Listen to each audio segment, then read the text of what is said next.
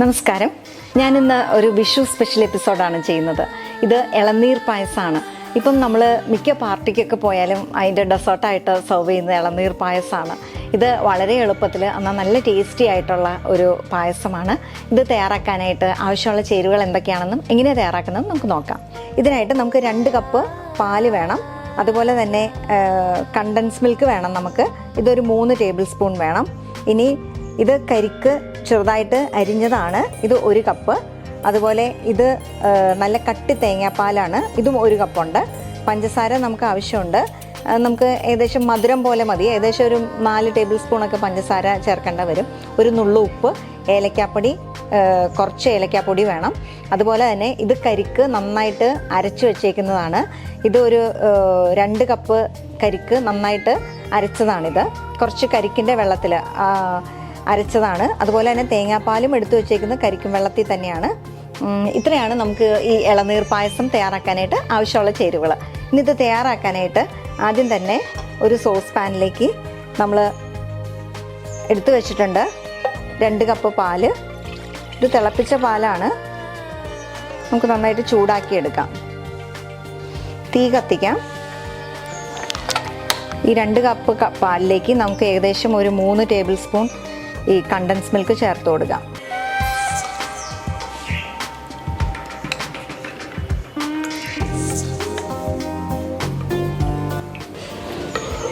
എന്നിട്ട് ഇത് നമുക്ക് ഇളക്കി തിളപ്പിക്കാം.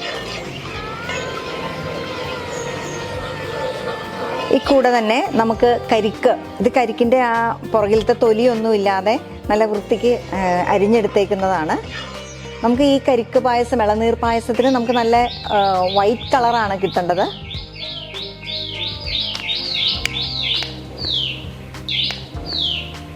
നമുക്ക് ഈ കരിക്ക് അരിഞ്ഞെടുത്തേക്കുന്നത് ചേർക്കാം.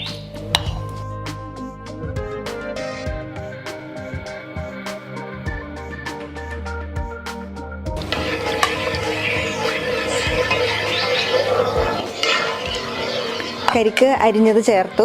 അതുപോലെ തന്നെ ഇത് 2 കപ്പ് കരിക്കിൻ്റെ കാമ്പ് നമ്മൾ കുറച്ച് കരിക്കിൻ്റെ വെള്ളത്തിൽ അരച്ച് വെച്ചേക്കുന്നതാണ്, നന്നായിട്ട് അരച്ച് വെച്ചേക്കുന്നതാണ്. ഇതും ചേർക്കാം.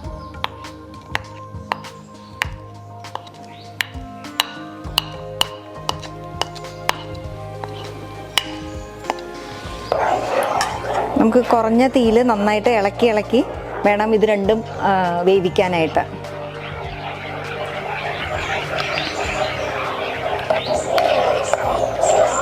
നമുക്കിതിലേക്ക് ഒരു നുള്ള് ഉപ്പ് ചേർത്ത് കൊടുക്കാം. ആ മധുരത്തിൻ്റെ ചെകിടിപ്പൊക്കെ ഒന്ന് മാറാൻ വേണ്ടിയിട്ടാണ് നമ്മൾ ഉപ്പ് ചേർക്കുന്നത്. അധികമില്ല, ഒരു നുള്ളു ഉപ്പ് തന്നെ ചേർത്താൽ മതി.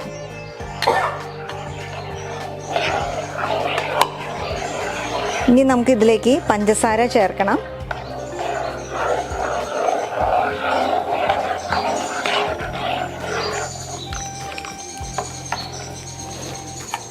പഞ്ചസാര ഒരു 4 ടേബിൾ സ്പൂണൊക്കെ നമുക്ക് ചേർക്കാം.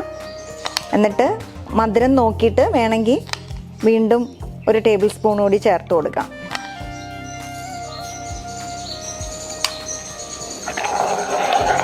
നന്നായിട്ട് ഇളക്കി നമുക്ക് ഈ തേങ്ങ, നമ്മൾ കരിക്കിൻ്റെ കഷ്ണങ്ങൾ, അതുപോലെ തന്നെ കരിക്ക് അരച്ചതും ചേർത്തിട്ടുണ്ട്. ഇത് രണ്ടും ഒന്ന് നന്നായിട്ട് വെന്ത് കിട്ടണം.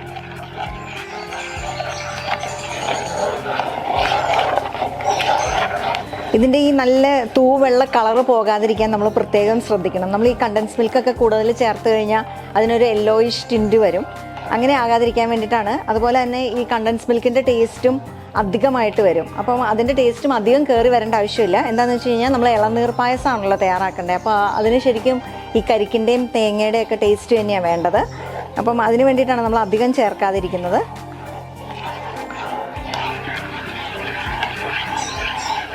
ചിലർ നെയ്യിൽ നട്ട്സും അതുപോലെ കിസ്മിസും ഒക്കെ മൂപ്പിച്ച് ചേർക്കാറുണ്ട്.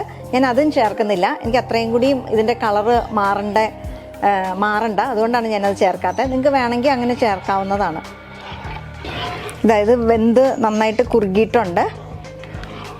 നമുക്കിനി ഇതിലേക്ക് നല്ല കട്ടി തേങ്ങാപ്പാൽ നമ്മൾ എടുത്തു വെച്ചിട്ടുണ്ട്, ഇത് ചേർക്കാം.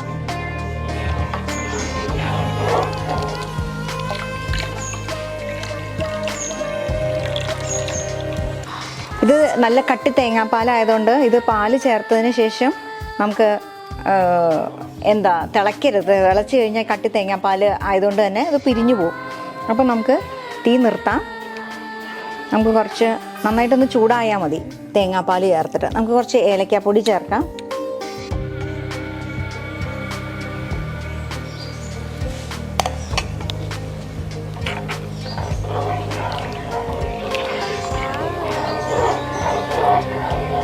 നമ്മുടെ ഇളനീർ പായസം റെഡി ആയിട്ടുണ്ട്. നമുക്കിനി തീ നിർത്താം. ഞാൻ പറഞ്ഞു നിങ്ങൾക്ക് വേണമെങ്കിൽ ഇഷ്ടമുണ്ടെങ്കിൽ നട്ട്സും കിസ്മിസും നെയ്യിൽ വറുത്ത് ചേർക്കാവുന്നതാണ്. എനിക്കിതിൻ്റെ വെള്ള കളറും പോകാതിരിക്കാൻ വേണ്ടി, അതുപോലെ തന്നെ നേടിയൊന്നും ടേസ്റ്റ് ഇളനീർ പായസത്തിൽ അതിൽ നല്ല ഇളനീറിൻ്റെ തന്നെ അതിൻ്റെ തനതായ സ്വാദ് തന്നെ കിട്ടുന്നതാണ്. അതുകൊണ്ട് ഞാനിതൊന്നും ചേർക്കുന്നില്ല. ഇതൊക്കെ ഓരോരുത്തരുടെ ഇഷ്ടം അനുസരിച്ച് നിങ്ങൾക്ക് വേണമെങ്കിൽ മധുരവും കുറച്ചുകൂടി വേണമെങ്കിൽ കൂട്ടാം. മധുരവും കണ്ടൻസ് മിൽക്കും അധികം ചേർത്ത് കഴിയുമ്പോൾ നമുക്ക് ആ ഒരു ചെകിടിപ്പ് വരും. അതിന് വേണ്ടിയിട്ടാണ് ഞാൻ കണ്ടൻസ് മിൽക്ക് അതുപോലെ തന്നെ മധുരവും കുറച്ച് ചേർത്തേക്കുന്നത്. നിങ്ങൾക്ക് വേണമെങ്കിൽ അത് ഓരോരുത്തരുടെ ഇഷ്ടം അനുസരിച്ച് മധുരം വേണമെങ്കിൽ അല്പം കൂട്ടാം കേട്ടോ. നമ്മളിന്ന് തയ്യാറാക്കിയത് ഇളനീർ പായസമാണ്. നമുക്കൊരു സെർവിങ് ബൗളിലേക്ക് പകർത്താം.